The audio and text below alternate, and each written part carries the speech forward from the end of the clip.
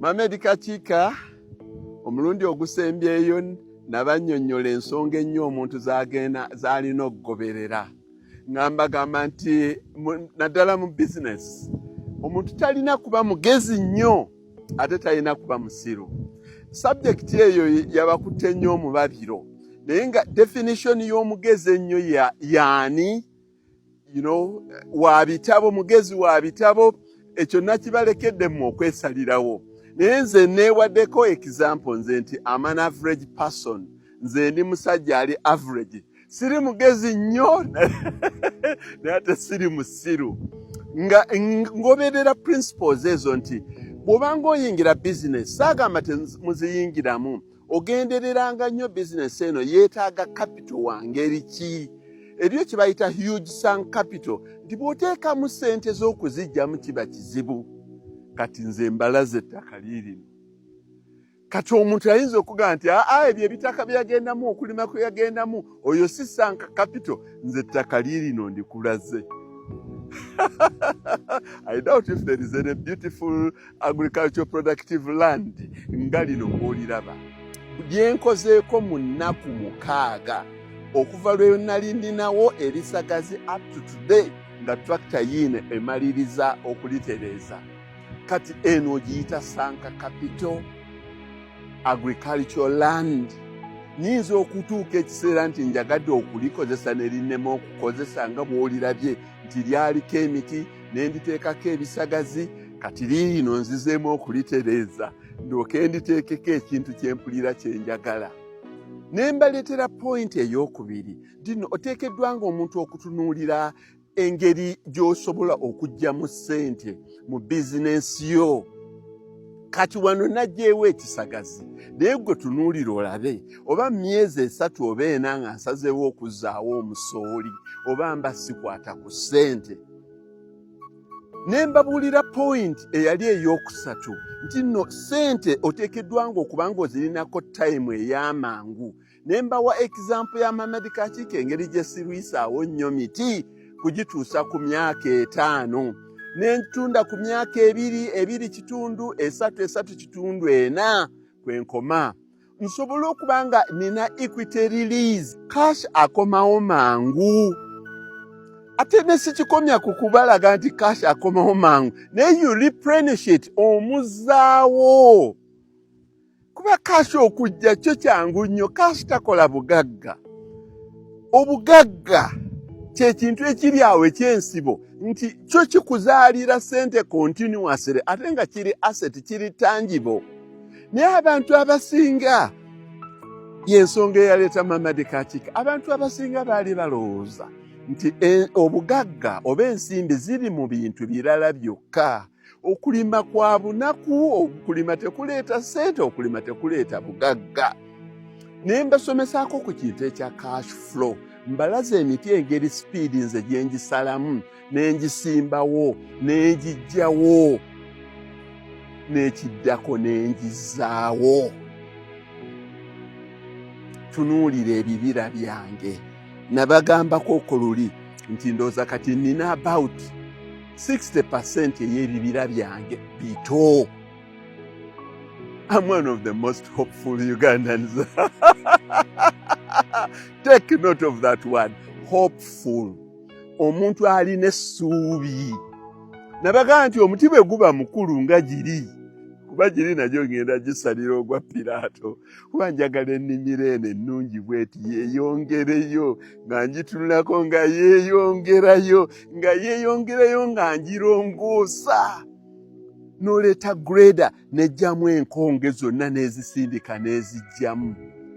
N'oleeta crane n'eteekamu emyala, kubanga amazzi nze nfukiriza gravity flow. N'obeera n'eddaamu nnya nga ziri waggulu, nti nsumulula busumuluza amazzi ne gagenda nga gatambula. N'obeera ne kasooli ku musana ng'abantu beebuuza nti gwe okikola otya. Netunuulira cash flow, equity release. Nti ono omusajja emiti gye baalinga batugamba emyaka 12, ye ku myaka 4 abajjeeyo ssente ze. N'antakoma ku ekyo n'akugamba is the most hopeful Ugandan ng'alina emiti emito gino mito gino giri nkulagirire wa mukuba luguudo gino giri ku Musanja ku Ssettimba gino giri mu Ndiba in another sub-county n'ogitunuulira kati na gino giri nkulagirire gino giri Makukuba ne mu Kasooli mwennyini ng'alinamu omuti n'atunuulira ettaka lye bwerigi n'abuuza nti kati lino ndikolere ki bannange message eriwo si ya kubalaga bulazi bintu bino kubalaga kukola okola obugagga obwensibo nga buva mu ssente entuufu sente entuufu gy'okoleredde ng'omuntu akulaga step by step wano ebisagazi nabibalaze ne tubisaawa ne tubyokya nendeeta grader nendeeta crane ne kati tractor yiiyo etereeza ettaka mu ngeri esingirayo ddala okuba ennungi mbuulira nti bw'osalawo okusimba wano soya oba toyingiza tens of millions of shillings mbuulira nti bwe nkubawo kasooli ng'ate otaddemu omuti gwo bannaye kansuubire nti message yange eno si yakubagamba kulima but kubalaga process ereeta ssente nga bwezimba obugagga ebintu bino abantu baabikola dda okusooka Muhammad Kakiika naye babadde nga tebabisharinga na bannaabwe ng'abantu batunuulira butunuulizi masamba manene agali awo ne bagamba abo bametta bamadivaani bali mu nsi yaabwe abantu ne babeera nga buli bamanyi nti ssente olina kulinnya nnyonyi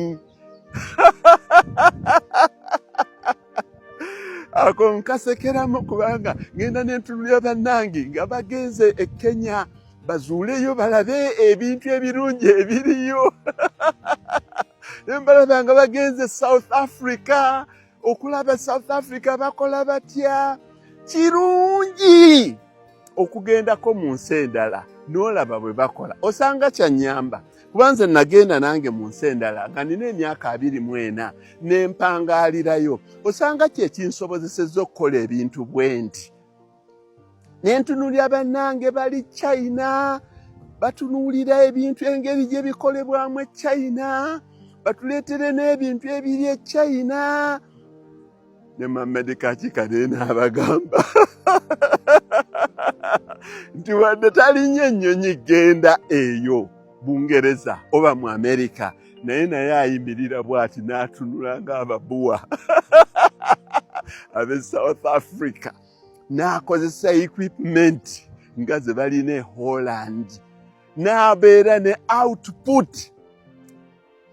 n'abeera ne income stream ng'abantu abalala bwe bazikola mu bintu ebirala nga bwe bazikola mu bonds government bonds mu unity trust mu forex trading nga bwe bazikola mu kusuubula ebintu okusuubula mmotoka nga bwe bazikola mu apartments nga bwe bazikola mu shopping malls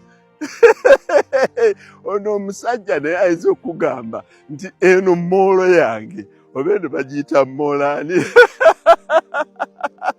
eno Makukuba mall I challenge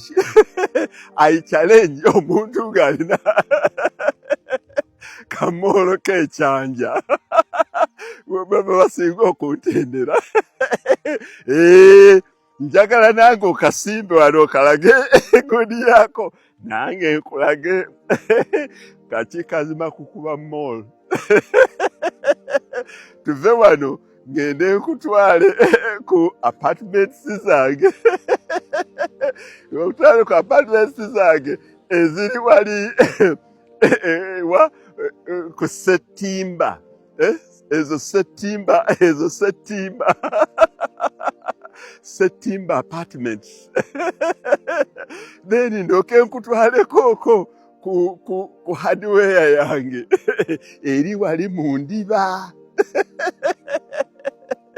Then ndoke ngeza business ndoke nkutwale koko mu kayadi yange buzibeera Nakawa na Lugogo nkutwaleko nange mu kayadi yange eri mu Lutengo eri wali mu Lutengo ogitunulire nti ye kayadi yakakiika nga business bwe muzi diversifying ne mu bulimi mwosobola okudiversifyingira kyekyo